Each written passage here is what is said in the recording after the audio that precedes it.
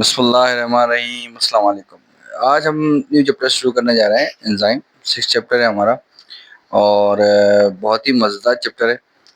तो इसके अंदर अगर आप नोटिस करें तो सबसे पहले पहले आपको एक तस्वीर नज़र आएगी। इसके अंदर एंजाइम है और सबस्ट्रेट जो है उससे आके अटैच हो रहा है और वो बन रहा है enzyme substrate complex, then enzyme product complex बन रहा है और फिर देन एंजाइम अकेला रह गया बेचारा, प्रोडक्ट बन के बाहर निकल गया। आपने नोटिस नहीं किया कि सबस्ट्रेट क्या है? इसके लुग़वी माने अगर हम करें तो सबस्ट्रेट मीन्स ज़रख़ेज़। बट अगर आप नोटिस करें कि एंजाइम का सबस्ट्रेट वही है जिस पे आके एंजाइम एक्ट करता है। जैसे मिसाल तौर पे अगर एंजाइम आके कार्बोहाइड्रेट पे एक्ट कर रहा है तो कार्बोहाइड्रेट ही उसका सबस्ट्रेट है, यानी कि एंजाइम सबस्ट्रेट कॉम्प्लेक्स बनता है।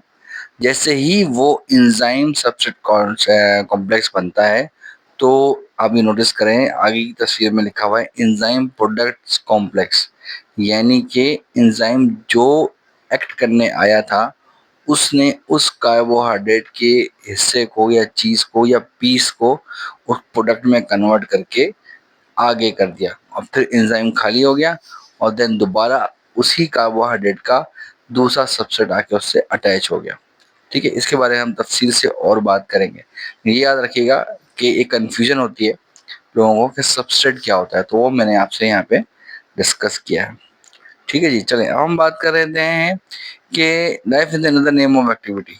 वो बता रहा है कि भाई लाइफ जो है ना, लाइफ एक नाम है एक्टिविटी का। सौ सच है ये बात। जब तक आप जिंदा हैं मुख्तलिफ किस्म की एक्टिविटीज आपकी बॉडी में चलती रहती हैं, जिसे हम मेटाबॉलिक एक्टिविटीज कहते हैं। ठीक है जी। अब बताया therefore thousand of chemical reactions take place in the body, और हर वक्त कोई ना कोई केमिकल रिएक्शन होता रहता है आपकी बॉडी के अंदर। ये बात समझने वाली है। These reaction of the organism are collectively called metabolic reaction, जो मैं बता चुका हूँ। मेटाबॉलिक दो चीजों का मिलाप है, एनाबॉलिक और कैटाबॉलिक। एनाबॉलिक माना बनाना और कैटाबॉलिक माना तोड़ना। जैसे मिसाल तौर पे आप कोई चीज भी खाते हैं तो उसे छोटे छोटे टुकड़ों में तोड़ देते हैं, ठीक है ना, और फिर वो अंदर जाके क्या करती है, वो मुख्त और टूटती है। फिर उसके अंदर से जो प्रोटीन होते हैं, जो कार्बोहाइड्रेट्स होते हैं, जो फैट्स होते हैं, लिपिड्स होते हैं, वो अलग अलग हो जाते हैं और फिर वो बनते हैं जहाँ ज़रूरत होती है आपकी बॉडी के अंदर। वो क्या बनते हैं, वो एनाबॉलिज्म कहलाता है। ठीक है जी। अच्छा जी, अब ये बात करेंगे भाई ये हो क्या रहा है। Metabolic activities are always of two types, constructive destructive. वही वाली बात मैंने बता दी आपको। कंस्ट्रक्टिव माना एनाबॉलिज्म और डिस्ट्रक्टिव यानी तोड़ना, छोटे छोटे टुकड़ों में टूट जाना, उसे हम कैटाबॉलिज्म कहते हैं। इन दोनों को मिलाएंगे तो क्या बनेगा, मेटाबॉलिज्म बनेगा। सिंपल। तो वो चीज़ों को सिंपल लेके चलते हैं, जितना सिंपल लेके चलेंगे उतनी अंडरस्टैंडिंग आपकी बढ़ जाएगी। वो बता रहा है कि भाई chemical reaction require particular condition to carry out अरे प्रॉपर रेट। अब मसला है कि आपकी जो केमिकल रिएक्शन जो भी बॉडी में होते हैं उनके लिए एक खास किस्म का जो है ना हमें टेम्परेचर चाहिए होता है। अब वो टेम्परेचर अगर ज़्यादा हो जाएगा तो तब भी काम नहीं हो पाएगा, कम हो जाएगा तब भी काम नहीं हो पाएगा। तो हमें क्या मतलब प्राइम, यानी ये समझ लें कि ऐसा होना चाहिए टेम्परेचर जो हमारे लिए ऑप्टिमम हो। ठीक है। वो बता रहा है कि special temperature pressure, the condition of the temperature pressure inside the cell और organism are generally found not suitable for the chemical reaction. अब होता है कि उसने बताया कि जो हमारी बॉडी का केमिकल रिएक्शन जो भी होता है हमारी बॉडी में, तो उसके लिए सूटेबल नहीं है हमारा टेम्परेचर और प्रेशर। तो होता ये है कि इनसाइड ह्यूमन बॉडी हमारा नॉर्मल टेम्परेचर 37 रहता है और हमारी जो पुरानी एक मशहूर कहावत है कि 120/80 mmHg जो हमारा ब्लड प्रेशर है। लेकिन अगर आप अभी जो नई एक आई है जो GNC 8 के अंदर, उसके अंदर ये बात बताई गई है कि जो नॉर्मल ब्लड प्रेशर है 120/80 थोड़ा सा उन्होंने बढ़ा दिया। लेकिन हम यहाँ डिस्कस नहीं करते क्योंकि हमारा काम नहीं है। ये ठीक है। These condition of temperature and pressure are not enough to perform any chemical reaction. अब होता है कोई भी केमिकल रिएक्शन जो है ना परफॉर्म नहीं हो पाता।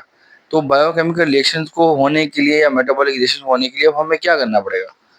अब ये जो चीज़ सबसे बड़ा सवाल है वो ये है कि उस एक्टिविटी को करने के लिए हमारे पास एक अजीब सी अल्लाह ताला ने चीज़ अता फरमाई है, इसको हम एंजाइम कहते हैं। ठीक है भाई। मैंने no body require some facilitator, this facilitator helps to perform biochemical reaction at low energy. अब क्या करता है कि भाई जैसे भाई एनर्जी लो है हमारे पास, तब भी ये कोई ना कोई रिएक्शन हमारी बॉडी में चलता रहता है। तो क्या होता है, कैसे होता है भाई, उन्होंने बताया कि भाई each reaction requires some amount of minimum energy to initiate a reaction. अब कोई भी रिएक्शन करने के लिए आपको मिनिमम एनर्जी चाहिए होगी। जैसे मिसाल तौर पे अगर आपको कोई चीज़ स्टार्ट करनी है, इलेक्ट्रिकल चीज़ स्टार्ट करनी है, तो एक ख़ास अमाउंट की जो है ना बिजली आ रही होती है, वॉट्स आ रहे होने चाहिए। जैसे मिसाल तौर पे लोग कहते हैं भाई 180 होने चाहिए, 200 जो है ना हमें आने चाहिए वॉट, जब भी कोई चीज़ हम बड़ी भारी चीज़ चला सकते हैं।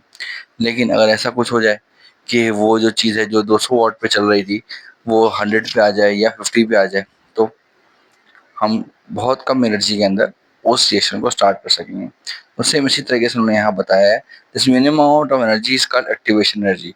और वो एनर्जी क्या कहलाती है? एक्टिवेशन एनर्जी कहलाती है। If this amount is higher with difficult will be the reaction और वाइस वर्सा। अगर ये अमाउंट हायर रहेगा, ऊंचा ही रहेगा, तो क्या कोई भी रिएक्शन हमारी बॉडी में हो ही नहीं पाएगा। ठीक है ना? इसीलिए एंजाइम्स को बायोलॉजिकल कैटलिस्ट कहते हैं। ठीक है ना? क्या करते हैं वो, अगर एनर्जी अमाउंट बहुत ज़्यादा है तो वो उस अमाउंट की एनर्जी को के लेवल को या इनिशियल या initiate of any chemical reaction की जो एनर्जी है वो उसे लो लेवल पे ले आते हैं। इसकी वजह से क्या होता है कि ईजिली जो रिएक्शन है वो स्टार्ट हो जाता है। सेम अगर आप देखें कोई चीज़ रोकनी है तब भी वो ऐसे ही करते हैं। तो क्या बायोलॉजिकल कैटलिस्ट कहलाते हैं। The activation energy needed to break a glucose molecule. Glucose molecule क्या होता है? C6H12O6। ठीक है, उसको तोड़ने के अंदर हमारे जो मॉलिक्यूल इनिशियल एनर्जी चाहिए वो रिक्वायर कौन देता है हमें? 2 ATP मॉलिक्यूल चाहिए। कितने चाहिए? 2 ATP मॉलिक्यूल चाहिए उसको तोड़ने के लिए। ठीक है ना? तो आपका ये बुक ही समझाने जा रही है आपको कि आपकी जो एंजाइम है वो क्या है?